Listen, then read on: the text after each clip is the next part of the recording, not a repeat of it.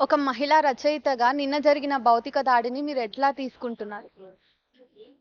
నిన్న 4:30 ప్రాంతంలో కాకతీయ యూనివర్సిటీలో జరిగిన సంఘటన ఏదైతే ఉందో, ముఖ్యంగా ఒక కవయిత్రిగా, రచయిత్రిగా నన్ను చాలా దిగ్భ్రాంతపరిచింది. ఎందుకంటే వరంగల్ లాంటి ఒక ప్రోగ్రెసివ్ ప్లేస్, అక్కడ నుంచి ఎన్నో ఉద్యమాలు పుట్టుకొచ్చిన ఒక పురిటిగడ్డ కాకతీయ యూనివర్సిటీ, ఒక ప్రెస్టీజియస్ యూనివర్సిటీ. అక్కడ ప్రజాస్వామిక శక్తులు కలిసి లౌకిక విలువలు కాపాడాలనేటువంటి ఒక ఉద్దేశంతో కేవలం రచయితలు, కళాకారులుగా చేసుకుంటున్న సదస్సులోకి ఈ గూండాలు వచ్చేసి ఆపేయమని మొదట గొడవ చేశారు. ఆ, అప్పటికి చాలా సర్ది చెప్పి బయటికి పంపిస్తే ఫస్ట్ ఒక నలుగురు వచ్చారు, తర్వాత కొంతమంది, అట్లా 4 సార్లు ఇంటరప్షన్స్ తర్వాత లోపల ఆల్రెడీ తోపులట వాళ్ళు మాట్లాడడానికి వచ్చిన వాళ్ళు కాదు, గొడవ పడడానికి వచ్చిన వాళ్ళలాగానే ఉన్నారు. ఏంటంటే ఎవరు దొరికితే వాళ్ళ వైపు మీద పడుతున్నారు, వెళ్ళి పట్టుకొని కొట్టడానికి. సామరస్యంగా మాట్లాడడానికి వచ్చే వాళ్ళు వేరేగా ఉంటారు, కానీ వీళ్ళు దాడి చేయాలనే ఉద్దేశంతో వచ్చినట్టు కనబడుతున్నారు. కాబట్టి నువ్వు పదజాలం కూడా ఎంత అసభ్య పదజాలం అంటే అది మాట్లాడడానికి చెప్పడానికి కూడా అవ్వదు. వీసీ దగ్గర నుంచి మొదలుకొని అంటే ఆ సెషన్ నడిపిస్తుంది నేను, నరేష్ కుమార్ సూఫీ. మేము ఆన్ స్టేజ్ ఉన్నాం, ప్యానల్ డిస్కషన్ జరుగుతా ఉంది. ఇంకా ఒక నలుగురు మాట్లాడారు, ఇంకా 6 మాట్లాడే సందర్భంలో ఇది జరిగింది. తర్వాత బయటకు వచ్చారు. బయటకు వచ్చేప్పటికి అప్పటికే ఒక 100 మంది వరకు పోగై ఉన్నారు. వాళ్ళంతా కూడా మూకుమ్మడిగా పసుని రవీందర్ని అతలాకుతలం చేసి కింద పడేసి కొట్టారు. నేను నరేష్ బయటకు వచ్చేప్పటికి ఇంకా నరేష్ని కూడా చుట్టుముట్టడానికి వెళ్ళారు. నన్ను అంటే అదొక పదాన్ని కాయిన్ చేసేప్పుడు అది ఎంతవరకు చదువుకున్న వాళ్ళైతే అలాగ మాట్లాడరు. ఒక విద్యార్థిగా విద్య జ్ఞానం ఇవ్వాలి, కానీ అక్కడ ఉన్న విద్యార్థులు అంత జ్ఞానం లేకుండా ఎట్లా బిహేవ్ చేస్తున్నారో కూడా తెలియని పరిస్థితి. అంటే మేము వెళ్తుంటే మా పోలీసులు చుట్టుముట్టు ఉండి బయటికి తీసుకొచ్చి అంత గొడవగా చేసి మమ్మల్ని పరిగెత్తిచ్చారు వాళ్ళు. జై శ్రీరామ్ నినాదంతో అర్బన్ నక్సల్స్ డౌన్ డౌన్, అసలు జరుగుతున్న సభ ఏంది, అది దానికి ఆ కాంటెక్స్కి ఏంటి రిలేషన్ అనేది కూడా లేకుండా మా పని ఏదో మేము ఎవరికి విఘాతం కలిగించకుండా జరుగుతున్న సభలోకి వాళ్ళే వచ్చి గొడవ చేసి అదంతా రచ్చ చేసి అదేదో విజయంగా వాళ్ళు ఫీల్ అవుతున్నట్టున్నారు. కానీ ఎంత మూర్ఖంగా ప్రవర్తించారో కొంచెం కాన్షియస్గా ఉండి మాట్లాడితే వాళ్ళు ఉంటే అర్థం అవుతుంది, వాళ్ళకి ఆలోచిస్తే. కానీ విద్యార్థులుగా ఉండి రేషనల్గా ఆలోచించాల్సినటువంటి విద్యార్థులు ఇంత భావోద్వేగాలకి లోనైపోయి ఇంటాలరెంట్గా ఎందుకు మారుతున్నారు? ఇంత ఇంటాలరెన్స్గా వాళ్ళని ఎవరు మారుస్తున్నారు? వాళ్ళు ఎవరు వలలో పడుతున్నారు? వాళ్ళ ఆలోచన విధానాలు ఎటువైపు వెళ్తున్నాయి అనేది కూడా వాళ్ళు ఒకసారి ఆలోచించుకోవాలి.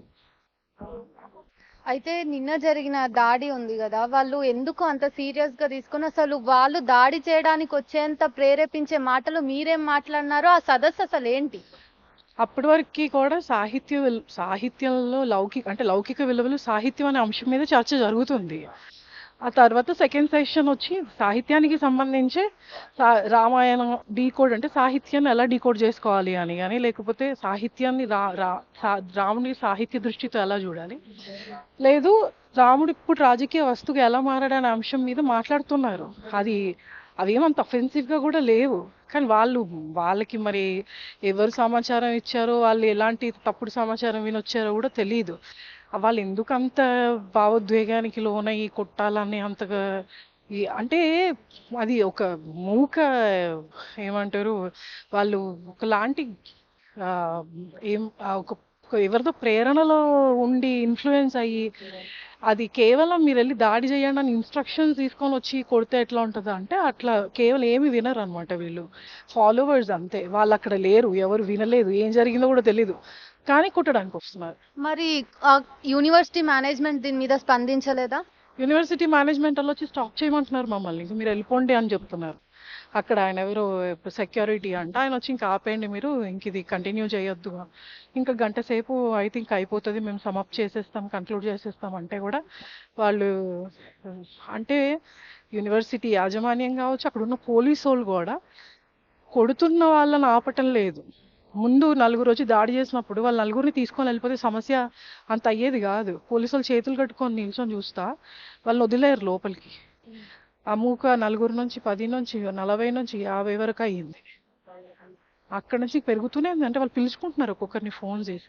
ఒకవేళ పోలీసు వాళ్ళు కరెక్ట్గా వర్క్ చేసి ఉండుంటే, వాళ్ళు వాళ్ళ కర్తవ్యాలని వాళ్ళు నిర్వర్తించి ఉంటే మేమందరం అంత చెల్లాచెదరైపోయి భయభ్రాంతులకు గురయ్యే వాళ్ళం కాదు కదా.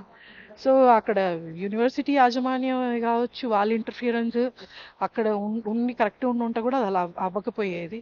పోలీసు వాళ్ళు సరిగ్గా స్పందించినా కూడా అది అవ్వకపోయేది. మరి సమూహ సదస్సు ద్వారా మీరు నెక్స్ట్ చేయబోయే కార్యాచరణ ఏంటి?